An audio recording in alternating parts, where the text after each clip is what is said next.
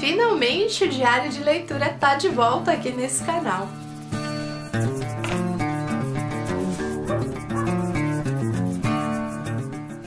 Oi gente, eu sou a Nini e se é a tua primeira vez por aqui, bem-vindo! Esse é o canal do meu blog, o Estante da Nini, e por aqui eu falo principalmente sobre livros, mas se tu já tem uma sugestão de tema ou de pauta que tu gostaria de ver por aqui, aproveita e deixa aí embaixo nos comentários.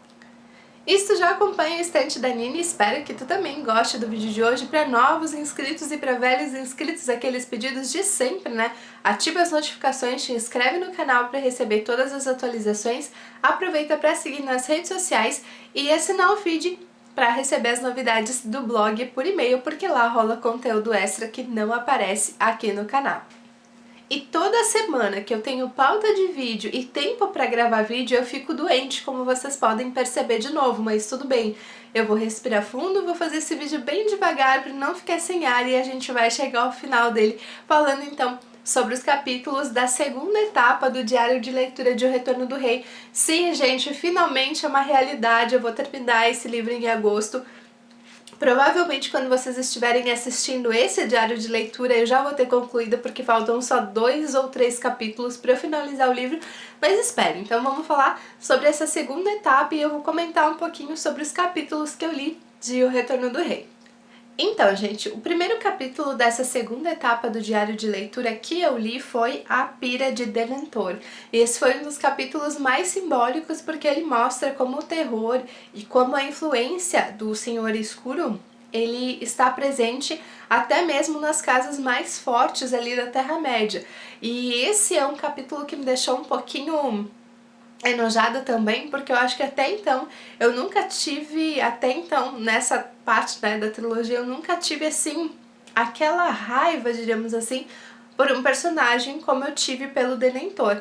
Então foi uma sensação um pouco confusa pelos outros personagens que a gente passou aqui, alguns são admiráveis, outros nem tanto, mas esse capítulo realmente me causou alguma estranheza, alguma repulsa por certos personagens, principalmente pelo que dá título ao capítulo. O capítulo seguinte, então, dessa etapa do diário de leitura foi o capítulo As Casas de Cura, que é provavelmente o meu capítulo favorito da história desse livro. Até aqui, claro que falta aí alguns capítulos para eu concluir, mas é um dos meus favoritos. Esse capítulo mostra então um pouquinho de como essas casas de cura funcionam, que é basicamente como se fosse uma enfermaria, que mistura ali algumas questões médicas, né, e algumas questões mais de curandeiro, mais místicas, é uma mistura de tudo isso. As circunstâncias em que a gente conhece as casas de cura não é das mais felizes para os personagens que a gente acompanha, mas mesmo assim eu gostei muito de saber como é que era, né, essa coisa dos feridos, as pessoas que foram machucadas ali na batalha, vão para onde? Como é que na Terra-média eles curavam as pessoas? Então esse capítulo vai contar um pouquinho disso, misturando, como eu falei, algumas questões místicas, algumas questões científicas, diríamos assim, né, com medicamentos específicos para curar certas coisas e, claro, também com aquela dose de magia que todo livro e toda trilogia tem. O capítulo seguinte foi o último debate. Gente, eu tô olhando pra baixo, às vezes fica estranho no vídeo, né, porque o meu caderno de anotações está aqui no meu colo. Então, o próximo capítulo que eu li foi o último debate. Esse é um capítulo que a gente realmente percebe como a relevância do Gandalf para todo o desfecho dessa trilogia é importante.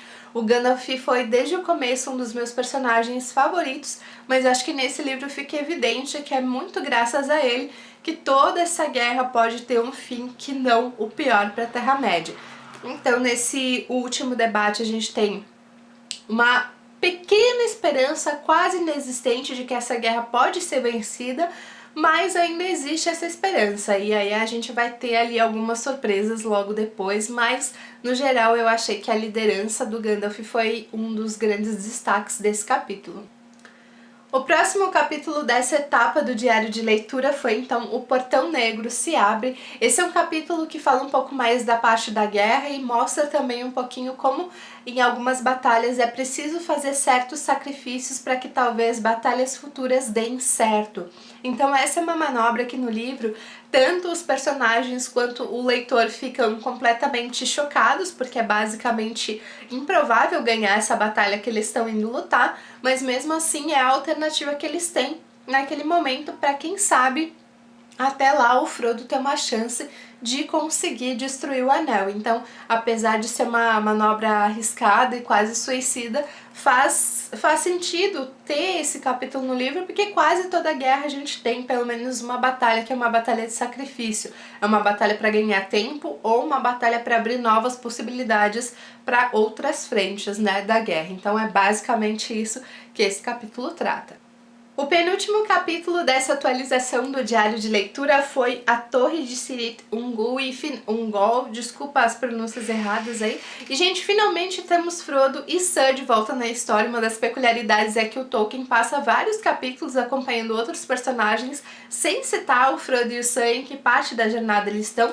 Então aqui a gente tem a volta deles para o livro e num momento bem delicado, no momento já que eles estão com poucas forças para continuar no caminho, onde o poder do anel tem muita influência sobre o Frodo, o Sméagol também tá por ali, só esperando uma oportunidade de tentar roubar o seu precioso. E é um capítulo que a gente tem a sensação que esses hobbits não vão conseguir cumprir a missão deles. Os adversários e os obstáculos no caminho, eles são muito maiores do que, né, as possibilidades que eles têm de enfrentar essas adversidades. Então é um capítulo que deixa a gente um pouquinho pensativo sobre o fardo que a gente carrega e se a gente realmente é capaz de carregar o fardo, assim como o Frodo se pergunta, mas é um capítulo que eu gostei muito porque confirmou uma desconfiança que ao longo da trilogia inteira eu tenho e que agora nesse livro, prestes a terminar, eu confirmei que o meu hobbit favorito é o Sam. O último capítulo que eu li para essa atualização do diário de leitura foi A Terra da Sombra. E bom, gente, a gente tem novamente aqui o foco no Sam e no Frodo, e agora eles estão um pouquinho mais dentro ali da Terra do Senhor das Sombras.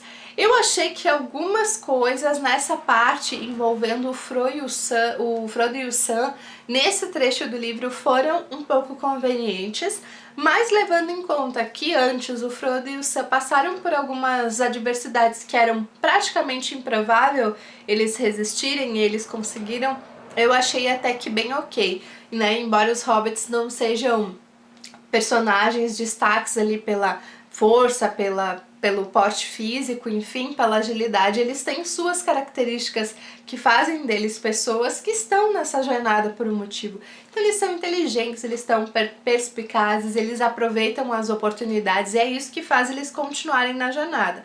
Mesmo com essas cenas convenientes, ou que eu esperei talvez um pouquinho mais de azar para esses dois personagens, mesmo assim eu não fiquei decepcionada, eu achei ok, eu acho que dá pra tolerar, já que em outros trechos da história eles realmente enfrentaram dificuldades que seria improvável eles conseguirem e eles conseguiram.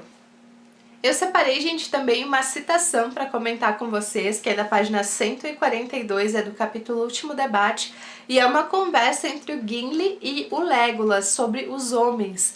E aí o Legolas diz assim: "Mas raramente fracassa sua semente", disse Legolas. "Esta fica na poeira e na ruína, para germinar de novo em tempos e lugares inesperados. Os feitos dos homens sobreviverão a nós, Gimli." Quer dizer, eles estão numa parte em que a esperança é pouca e que eles não veem muita saída ali a não ser a dominação, né, pelo Senhor do Escuro, pelo Sauron da Terra-média, mas que em momentos improváveis, né, a raça humana ela consegue se renovar, se reerguer e conseguir alternativas para continuar a sua vida, no caso da Terra-média, mas a gente pode usar a analogia, né, para os dias de hoje também.